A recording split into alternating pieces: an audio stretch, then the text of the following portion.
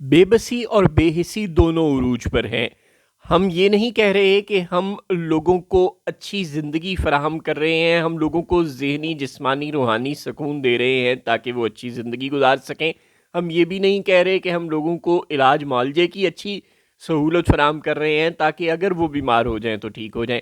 ہم یہ کہہ رہے ہیں کہ اگر لوگ مرنے کے قریب ہو گئے تو ہم انہیں بچانے کی پوری کوشش کر رہے ہیں، اور اگر مر گئے تو ہم انہیں دفنانے کی پوری کوشش کر رہے ہیں۔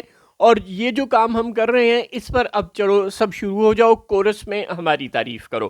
اب اس سے زیادہ بے حسی آپ حکمرانوں کی اور بے بسی عوام کی کیا دیکھ سکتے ہیں؟ شاید ہی دنیا کا کوئی اور ایسا ملک ہو جو انتظامی طور پر اس حد تک بدحالی میں اور اس حد تک حکمرانوں کی بے حسی میں مبتلا ہو۔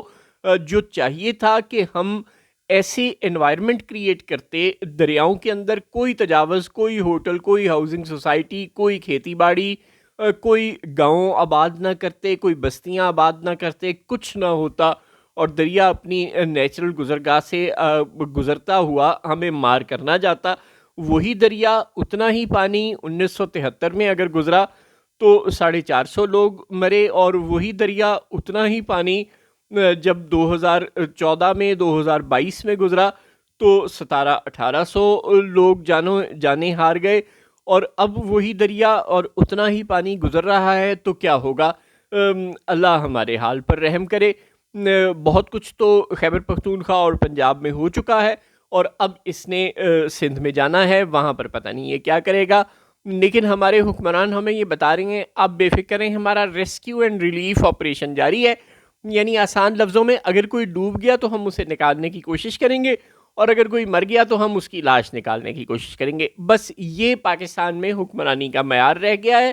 وہ کہتے ہیں جی دریاؤں پہ قبضہ تو ہو گیا ہے، ڈیمیج از ڈن، اب قبضہ چھڑانے پہ لگتے ہیں ملینز آف ڈالرز، ہمارے پاس نہیں ہے لہٰذا مرتے رہو۔ یہ کہہ رہی ہے سندھ حکومت آفیشلی۔ وہ کہہ رہے ہیں جام خان شورو صاحب جو ان کے وزیر ہیں آبپاشی کے اور محکمہ انہار سے متعلق پورے سسٹم کے، جو اصل میں سندھ میں کنٹرول کرتا ہے یہ دریا کے سارے معاملات کو، وہ کہتے ہیں جی بات یہ ہے کہ ملینز آف ڈالرز چاہیے ہمیں، اور ہمارے پاس اتنے پیسے نہیں ہیں۔ ہم نے گرین لائن بنانی ہے، اورنج لائن بنانی ہے، اس طرح کے کام کرنے ہوتے ہیں۔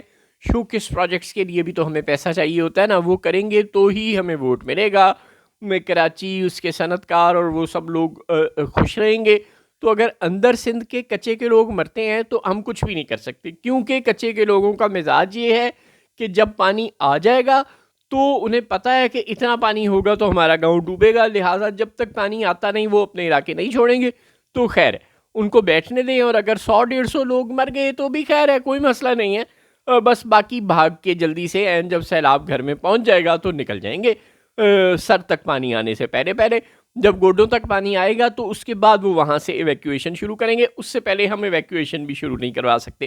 یہ حکومتیں ہیں کہ کوئی بندر کا تماشا دکھانے والے مداری ہیں جو کچھ کر ہی نہیں سکتی، نہ لوگوں کو ٹائملی ایویکویٹ کر سکتی ہیں، نہ دریاؤں کے راستوں کو صاف کر سکتی ہیں، وہاں سے بنی بستیوں کی بستیاں، چکوک کے چکوک وہ اگر یہ خالی کریں اور کسی نئی جگہ بسائیں تو کہتے ہیں جی، اور تمام جو پل ہیں، جو تمام بند بیراج ہیں، وہ سب کچھ اونچے کریں، ان کو ری ایڈجسٹ کریں، فلڈ سے لڑنے کے قابل بنائیں۔ پہلے تو آپ نے تمام زندگی 78 سال یہ سب کچھ غلط بنایا کیوں اور بسایا کیوں؟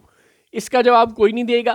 جی یہ فلاں کی حکومت تھی، بھائی پہلے بھی آپ ہی لوگ M N As M P S تھی، حکومت جس بھی جماعت کی تھی، وزیر، M N A, M P A, آپ ہی لوگ، آپ ہی کے باپ دادے پردادے تھے، آپ ہی نسل در نسل جاگیردار ہیں، آپ ہی نسل در نسل سرمایہ دار ہیں۔ پاکستان کا عام آدمی تو کبھی بھی اس اقتدار میں شراکت دار تھا ہی نہیں، چاہے خیبر پختونخوا ہو، چاہے پنجاب ہو، چاہے سندھ ہو، چاہے بلوچستان ہو، چاہے جی بی ہو، چاہے آزاد کشمیر ہو، ہر جگہ ہمیشہ سے حکمران تو چند خاندان ہی ہیں۔ جماعتوں کے نام ضرور بدل جاتے ہیں، حتیٰ کہ فوجی اور سول حکومتوں کے مابین ٹرانسفر آف پاور بھی ہو جاتا ہے، لیکن چاہے فوجی حکومتیں ہوں تب بھی آپ ہی لوگ وزیر، مشیر، سرکار دربار ہوتے ہیں، چاہے سول حکومتیں ہوں آپ ہی لوگ ہوتے ہیں، اور آپ کہتے ہیں یہ سب پچھلی حکومت نے کیا، پچھلی حکومت بھی آپ ہی لوگ تھے جناب۔ لیکن بہرحال اب طے کیا ہے جی سندھ حکومت نے کہ کچے کے لوگ نہیں نکلیں گے جب تک سیلاب ان کے گھروں کے اندر نہیں پہنچ جائے گا۔ اب گوڈے گوڈے پانی ہوں گے تو ایویکویشن شروع ہوگی، اور سر تک پانی ہونے سے پہلے کوشش کریں گے کہ ایویکویشن ہو جائے۔ اس دوران اگر 100-150 بندے مر گئے تو خیر ہے، ملک کو قوم کے وسیع تر مفاد میں مرنے دو. اور دریاؤں کو ہم خالی نہیں کرا سکتے جی، ملینز آف ڈالرز چاہیے، وہ بھی ہمارے پاس نہیں ہے، لہٰذا چپ کر کے بیٹھ جاؤ. چنانچہ ہم صرف یہ کر سکتے ہیں کہ جب عین کوئی مرنے لگے گا یعنی ڈوب جائے گا تو اسے بچانے کی کوشش کریں گے، اور اگر کوئی ڈوب کر مر گیا تو پھر اس کو کفن دفن کا انتظام کرنے کی کوشش کریں گے. بس اس سے زیادہ حکومت کا کوئی رول اب پاکستان میں نہیں رہ گیا.